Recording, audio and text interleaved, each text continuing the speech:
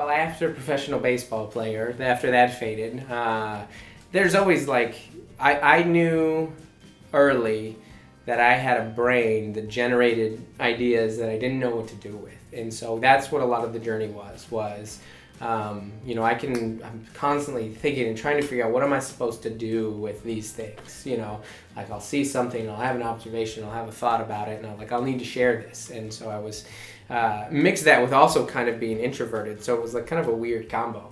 And so I tried a bunch of different things. I started off I'm gonna be a sports journalist because I like sports and I like writing. So I'll just write about sports and that'll be a way. And then I can go into sports broadcasting and media and stuff like that. And then realizing that I don't want to just talk and think about sports my whole life. Like I want to do more. I want to have an opinion beyond just sports.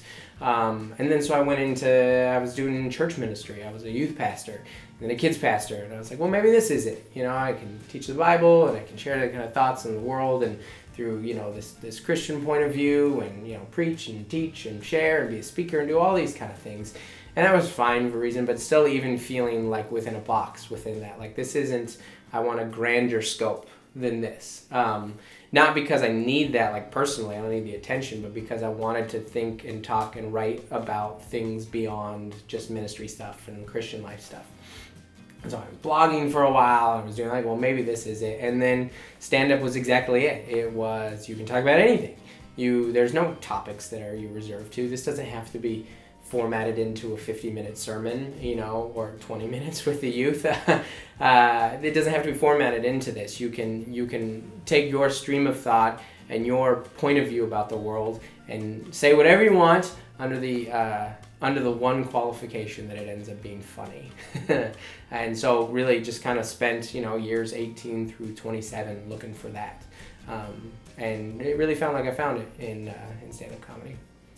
Though I still have a day job, firmly rooted in middle management at a rec center. That's not going anywhere, which is mostly just telling teens not to steal each other's phones and dealing with seniors who are upset with pool temperatures. So still day job.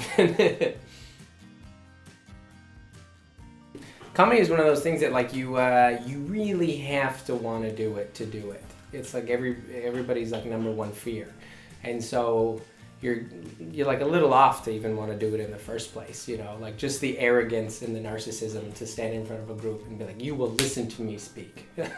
And I had that. I didn't act on it for a long time, but like I grew up just in love with stand-up comedy, watching specials, and just really drawn to it as this like super like raw art form that somebody would go up with. No band or no props or no music or anything like that. No medium other than them just talking. And so I was always drawn to it, always wanted to do it, and just did an open mic one night in downtown San Diego at a comedy club called Madhouse Comedy Club, and signed up 2 weeks in advance and like didn't eat for 2 weeks. Just pure terror and nervous what in the world's gonna happen. And I brought a friend, so I had someone just to nervously ramble to, and went to the bathroom like 15 times before my set, and then went up and just did 3 minutes, and I just kind of never stopped after that. It went as I thought it would go. Not exactly, and they didn't laugh nearly as much. There were like 6 people at an open mic. You're doing 3 minutes, and I went up and I did my 3 minutes, and I got maybe 2 laughs, and kind of caught, oh no, this is what I'm looking for. I want to be able to say something that has a point of view and is somewhat interesting, but also makes people laugh. So I did that, and just never really stopped to find out how to get on shows and do more open mics and just do this as many times as I can do, over and over and over and over. And it was like falling into the right slot. It was like finding like, oh, this is what I was made for, because you try just different things, and I think some people find it earlier, and for me it was just kind of meandering through a few different things and saying, is this the thing that I was doing, or is this what I'm supposed to do? What am I supposed to do with this brain that I have that generates stuff the way that it does? And then stand-up comedy was just like a revelation. Oh, this is exactly what I was looking for. The average stuff. Average was like, it was really like the 3rd joke I ever wrote. It was like just a bit that I kind of embraced of just being amongst comedians and really just people in general, and realizing over and over and over, like everybody is trying to stand out and be unique and have this thing that's wonderful and, spectacular about them. But not feeling any of that for myself. Just looking at myself in the mirror and be like, oh, I'm not fat, but I'm not skinny. I'm not tall, but no one would call me short either. I really just didn't physically, and being like on almost all my opinions, just falling in this middle realm of mediocrity. And just feeling like, no, I'm average in almost every way. Maybe the occasional extreme, but then I'll have the other extreme that just balance me right back out in the middle to the average. And as I started talking about that, I was just thinking, well, what are the average things? Well, the Corolla's average, and that's me. There's more of me than you realize. You just don't see me. And the more that I told the joke, the more of a relief it is for people, because I think everybody is just wanting to embrace that. And when a guy who's doing something very non-average, which is stand-up comedy, goes on stage and just says, hey, I'm kind of middle of the road, I'm an average guy, it's like a relief for everybody. They go, well, if he's saying that, I can just embrace that. And so even though I think it's a funny joke, but even more so it resonates with people. It like makes them feel okay with who they are, because if you're the person in the group and who's up there speaking and you say, I'm kind of like I'm kind of like a Sprite, like I'm nobody's favorite, but nobody hates me. And they go, oh, that's okay. I can be that way too. So that's where that came from.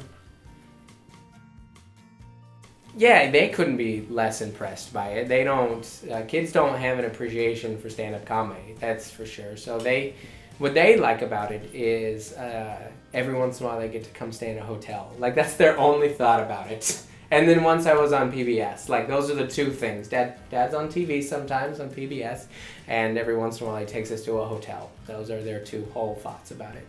Personally, a lot of it personally is just, like doing that, walking that balance of like, well, this is artistically fulfilling, and this is what I feel like I was meant to do and what I want to do, and walking that balance of also understanding, like, but I don't just live for myself, when I took a wife, like, this is like I'm an American settler, like, I'll take on a wife. When I married my wife, and we had kids, that's a sacrifice, right? That's an understanding that I'm not going to just narcissistically pursue my dreams here and just sell them out. So there's a tension that comes from there, but I do like them a lot more than comedy, so I don't mind saying no to comedy to go spend time with them. But it's great, yeah. No, overall I love it, and they give me a good amount of material. If anything, it's therapy. Like, okay, this nonsense happens in your home, and then you can go work that out somewhere. A lot of it, so as a Christian, like, I find that a lot of comedians, whether they're Christians or non-Christians, a lot of time there's the lines that are drawn. Well, I'm this type of comedian, or I'm this type of comedian. I'm a church comedian, I'm a club comedian. They draw these different lines, and I've just, and not every comedian, there's a lot of us that don't. I've never had any interest in that whatsoever, because I've always just wanted to make people laugh, and I wanted to share my point of view, and I wanted to go and bless people with laughter, because it's great, it's fantastic, it brightens people's days, it makes them think, it's a beautiful thing, and it's great to be a part of. And I think one thing that is unique what isn't necessarily unique is just a Christian doing shows in churches. That's pretty common, that makes sense. That's, for lack of a better word, the team that you're on. And it's great. Doing church and comedy, or comedy in churches is great, because there are people who are uncomfortable going to comedy clubs or bars or wherever the shows are. And, it can be an all-age thing, and that's fantastic. I love having, like, kids. I don't love having kids, but sometimes it's good having kids in the show, because, you want more kids to grow up and be stand-up comedians and be, see, like, oh, no, I want to do that as well. I mean, hopefully they don't want to do it, because it's a terrible thing. But what